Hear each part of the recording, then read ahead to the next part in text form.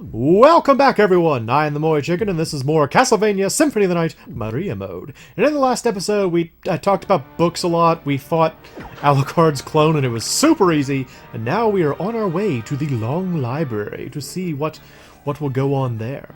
So, there's something I want to briefly touch on in this game. I've talked a lot already about how quality it is and how well designed it is, but one thing that always really stood out to me about this game...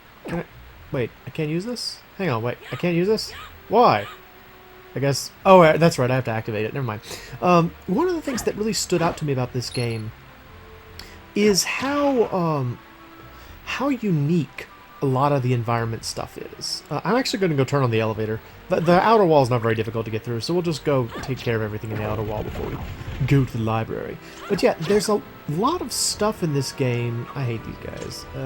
Yeah, have that. It'll be a good time.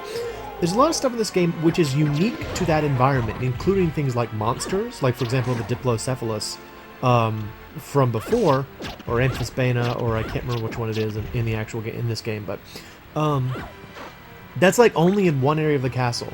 They made this whole complicated enemy with like a really sophisticated... Oh, there's a dead guy. He is also only in this one area of the castle. And look how like macabre it is. It looks like this person was hung by their foot upside down and just died that way. That's really grim and cool.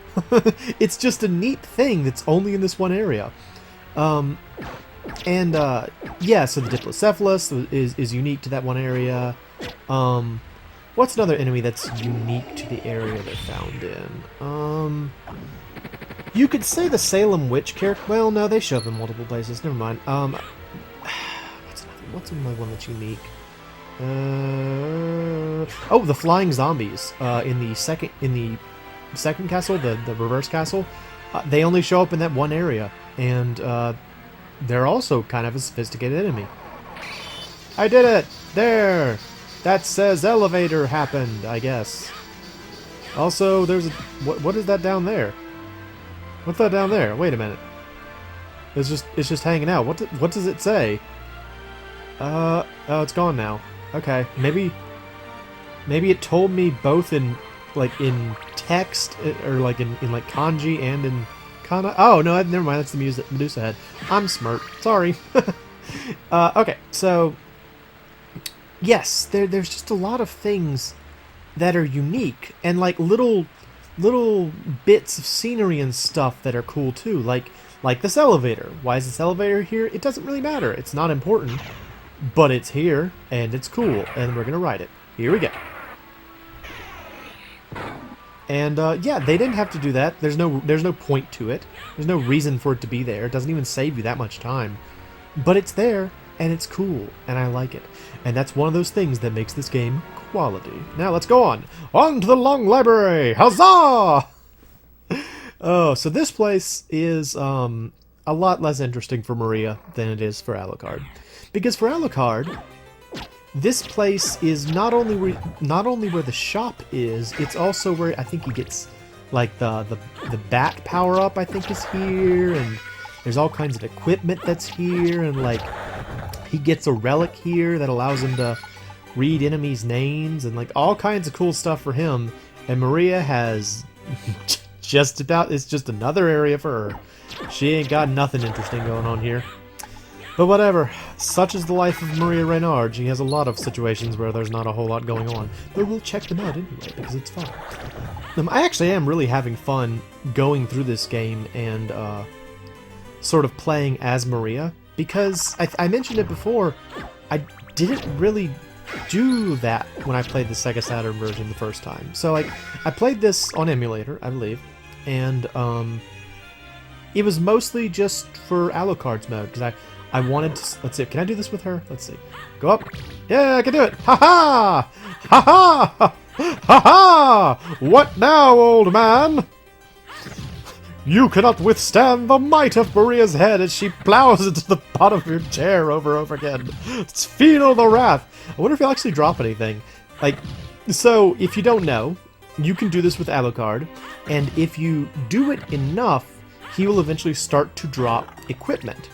He will drop a gold ring, a Dracula. I think Dracula's tunic. It's either Dracula or Olrox's tunic, and something else that I can't remember.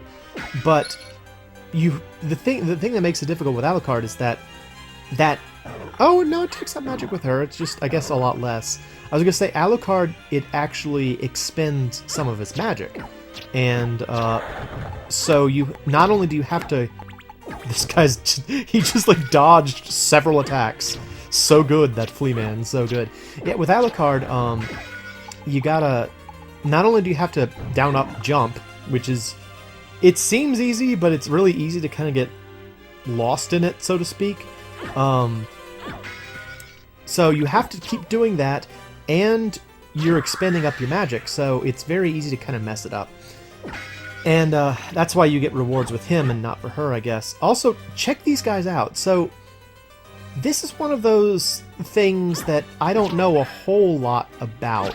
You may have seen, during the course of this playthrough, periodically when there's a transparency, like you can see back there, what that actually is the same trick that they used on the Sega Genesis, which is an overlay, which is technically opaque, but it's like checkerboard, so it's like hatching, and it makes like a shadow effect instead of actual translucency. Now, again, I don't know a whole lot about how consoles work, but I do know that both the Sega Genesis and this use that same technique. And what's interesting is that they're like on the capture. I was noticing when I was going back to watch some of the other episodes. It creates a weird effect that kind of looks rainbowy. So if you want to see what I'm talking about, the easiest way to see it is in... I'm shilling for my own episodes here, I suppose, but in, I think it was episode 3, the one where I was mostly in the underground waterway, there was... that area uses this transparency cheat technique, I guess you could say. And so for a lot of the episode, she just kind of looked like she was rainbowy. It was very silly. Anyway, that's just like what I'm trying to get across is that those what do you call them? Ectoplasm? Ectoplasm, the big spooky ghost thing with all the heads.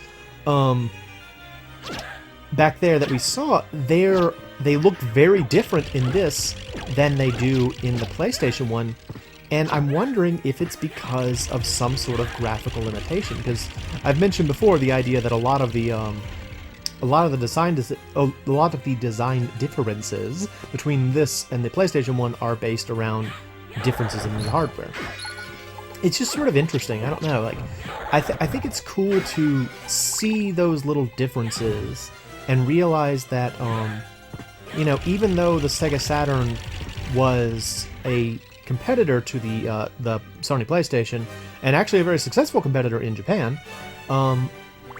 they are not the same thing. I've also heard that like this game or this system does not use triangles to produce its polygonal figures. Like I'm not really sure. Again, I'm just kind of talking out of ignorance here, but I'm trying my best. I've heard that most systems, like the PlayStation, use triangles when they produce their polygons, and this system uses squares, I think? Ed, please correct me if I'm completely inaccurate about this.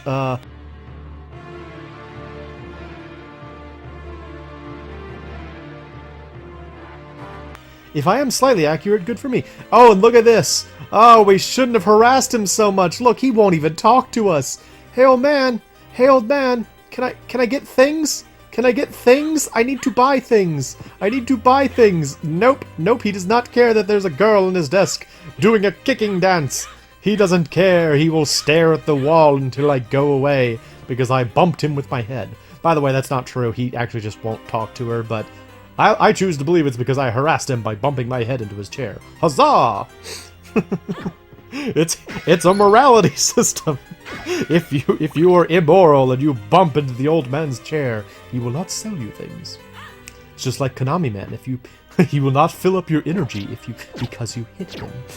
Anyway, yeah, I don't know. It's kind of interesting to see that. Oh, ooh, the rare drop from one of those 1,000 useless dollars. I think it's really interesting to see those differences and realize that, you know, because in older systems, like take the NES and the Master System, both of them I believe are classified as 8-bit systems, and functionally they're pretty similar. Honestly, if anything, I would say that the NES is a little less capable than the Master System. I'm not sure for sure about that, but I will say that a lot of the Master System games look nicer is not really the right word, but sort of more sophisticated in a lot of situations. It felt like a lot of the time the sprites had more colors on them. Anyway, back then it still wasn't that far removed.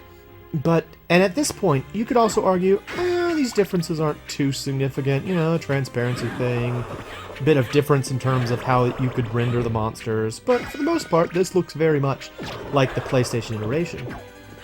But then, like, as time went on, I feel like game systems became more and more divergent in terms of what they were capable of. And in particular, you take like the Wii, PS3, and Xbox 360 era. Those three systems were pretty different in a lot of ways. They focused on different things and they behaved differently. And I can't push this? Oh, there we go. Okay, I was gonna say. I mean, at least let me go in there and get these useless hearts. Don't force me to do nothing. Oh, so speaking again, I'm just all over the place today. Sorry. Speaking again of the idea that there's so much unique stuff, I don't think this background ever comes into play anywhere else in the castle. They designed this, like, cluttered storeroom background just for this one room. So amazing. So amazing. Anyway, I looking over, this is about the normal amount of time I play on these, so I will go ahead and call it here. We will continue our trek through the long library in the next episode, so I hope you will come back and see me for that. I am the MoeChicken. This is Castlevania Symphony of the Night. As always, thanks for stopping by. Yeah.